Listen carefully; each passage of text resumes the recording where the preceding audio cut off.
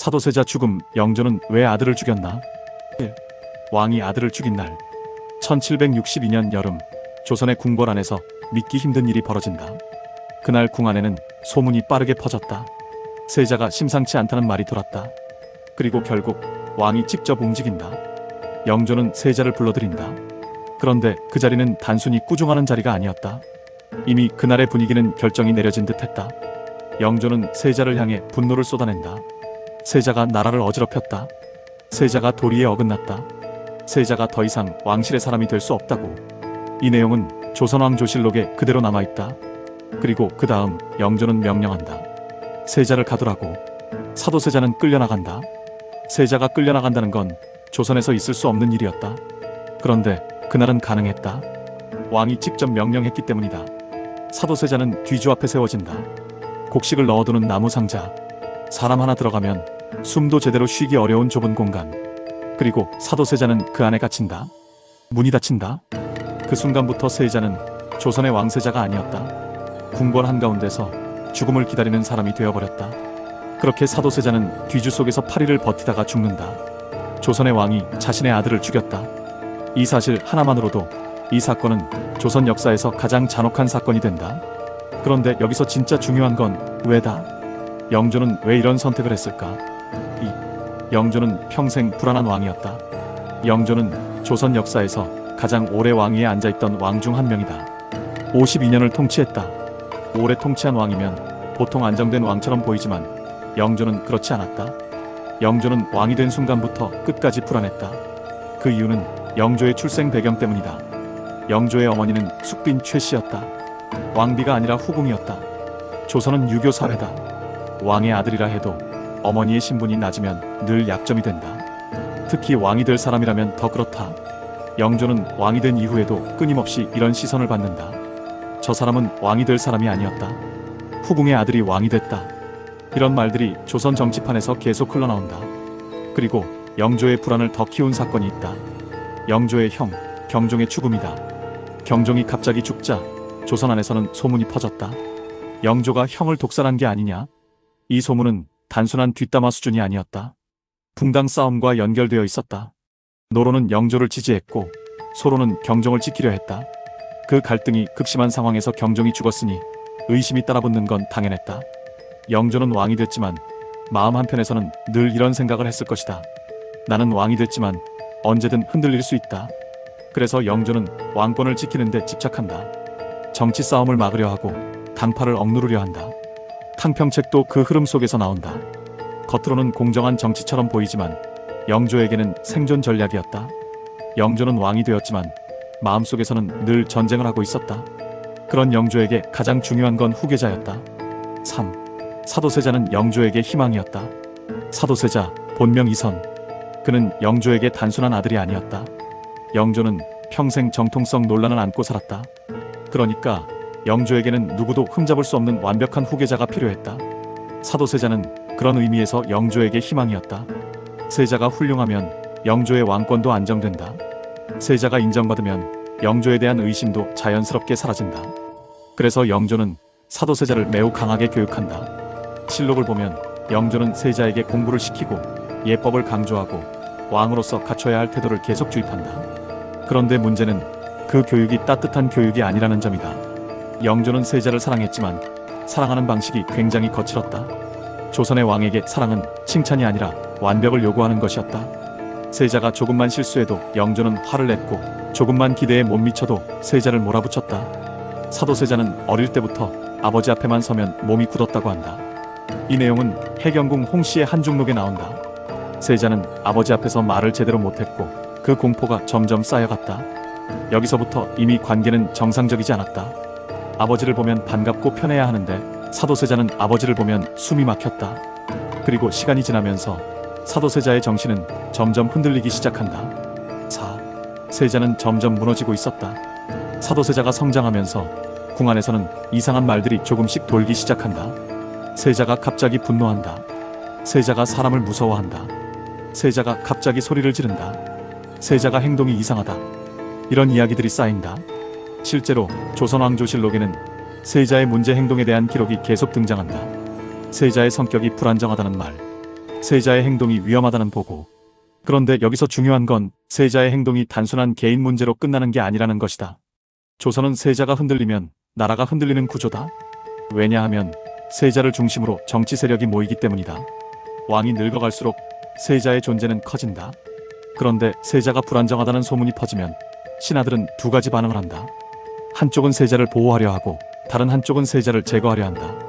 즉, 세자의 문제는 곧 정치 싸움이 된다. 영조는 이 상황을 누구보다 잘 알고 있었다. 영조는 세자가 무너질수록 더 불안해졌다. 저 아이가 왕이 되면 조선이 버티겠나? 그 두려움이 영조 안에서 점점 커진다. 그리고 결국 결정적인 사건이 터진다. 나경원의 상소, 세자를 향한 공개 공격. 1762년 나경원이라는 인물이 영조에게 상소를 올린다. 이 상소는 실록에 명확히 기록되어 있다. 내용은 충격적이다. 세자가 나라를 어지럽히고 있으며 죄가 크다. 세자가 도리에 어긋나는 행동을 한다. 세자가 위험하다. 나경원은 세자의 죄목을 10가지로 정리해 올린다. 이게 왜 중요하냐면 조선에서 누군가 왕세자를 이렇게 공개적으로 공격한다는 건 엄청난 일이다. 즉, 이미 궁 안에서는 세자를 보호하는 분위기보다 세자를 공격하는 분위기가 강해졌다는 뜻이다.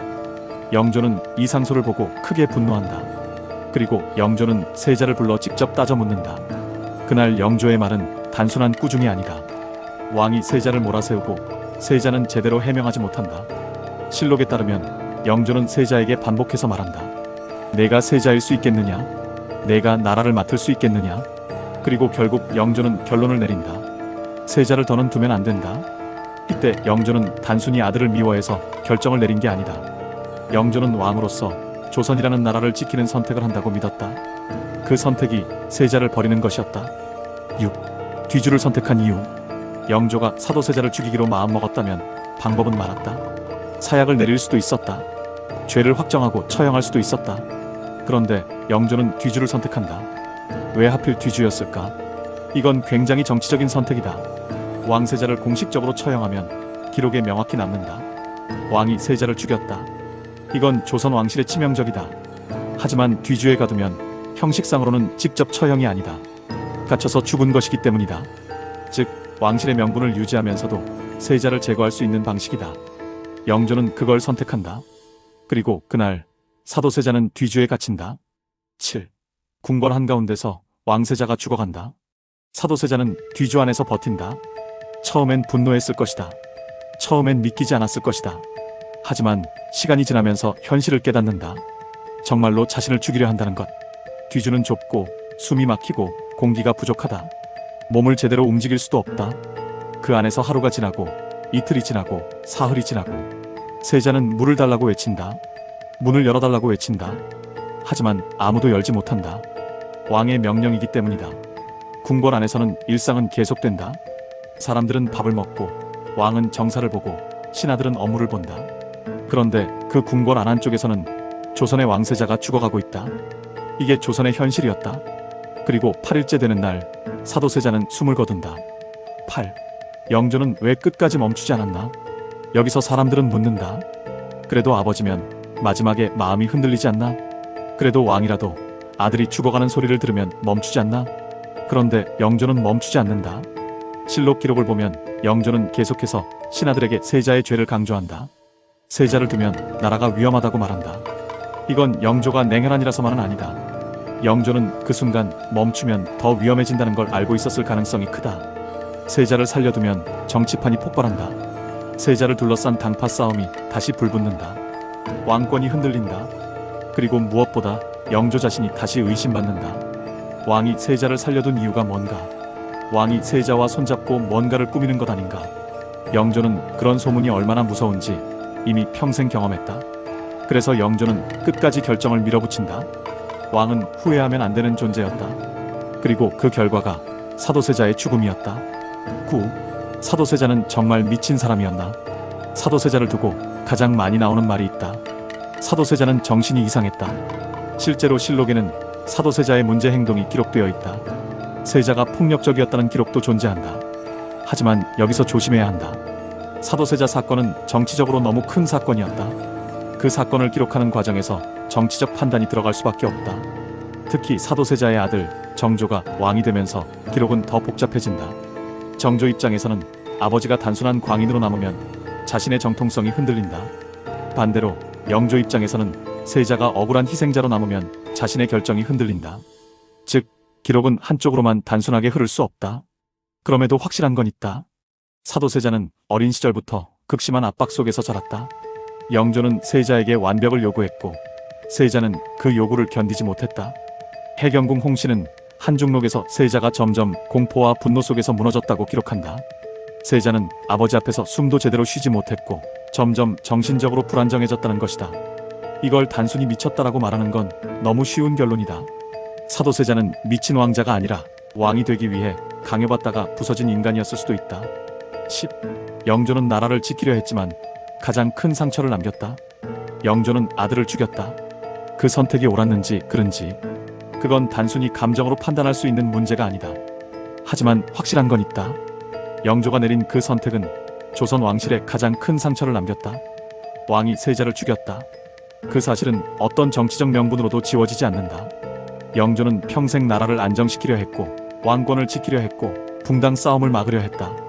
그런데 그 모든 노력 위에 결국 남은 가장 큰 사건은 아들을 뒤주에 가둔 사건이었다. 11. 사도세자의 죽음 이후 정조가 남았다. 사도세자가 죽었을 때 그의 아들 정조는 어린 나이였다. 정조는 아버지의 죽음을 평생 안고 살았다. 그리고 정조는 왕이 된 뒤 아버지를 다시 세우려 한다. 정조는 사도세자에게 시호를 올린다. 장원세자. 정조실록과 일성록을 보면 정조는 아버지에 대한 평가를 바로잡으려는 움직임을 계속 보인다. 정조는 복수를 외치지 않는다. 하지만 정조는 정치적으로 움직인다. 규장각을 세우고 신하들을 장악하고 왕권을 강화한다. 정조는 알고 있었다. 조선에서 약한 왕은 살아남지 못한다. 아버지가 그렇게 죽었기 때문이다. 즉, 사도세자의 죽음은 끝이 아니라 시작이었다. 정조의 정치 그리고 조선 후기의 권력 싸움은 사도세자의 죽음이라는 상처 위에서 다시 움직이기 시작한다. 12. 결국 이 비극은 한 사람의 문제가 아니었다. 사도세자의 죽음은 개인의 비극처럼 보이지만 사실 조선 사회 전체의 비극이었다. 조선의 정치 구조는 너무 잔인했다. 붕당은 왕실을 이용했다. 왕은 늘 불안했고 세자는 늘 압박받았다. 왕은 나라를 지킨다는 명분으로 아들을 버렸고 세자는 왕이 되기 위한 압박 속에서 무너졌다. 그리고 그 사이에서 가장 불쌍한 존재는 사실 따로 있었다. 사도세자를 사랑했지만 지켜주지 못한 사람들. 정조처럼 아버지의 죽음을 안고 살아야 했던 사람들. 해경궁 홍씨처럼 모든 걸 지켜보며 기록으로 남겨야 했던 사람들. 사도세자의 죽음은 단순한 사건이 아니라 조선 왕실의 가장 잔인한 현실을 보여준 비극이었다. 13. 영조는 왜 아들을 죽였는가? 결국 이 질문으로 돌아온다. 영조는 왜 아들을 죽였을까? 영조는 평생 불안한 왕이었다.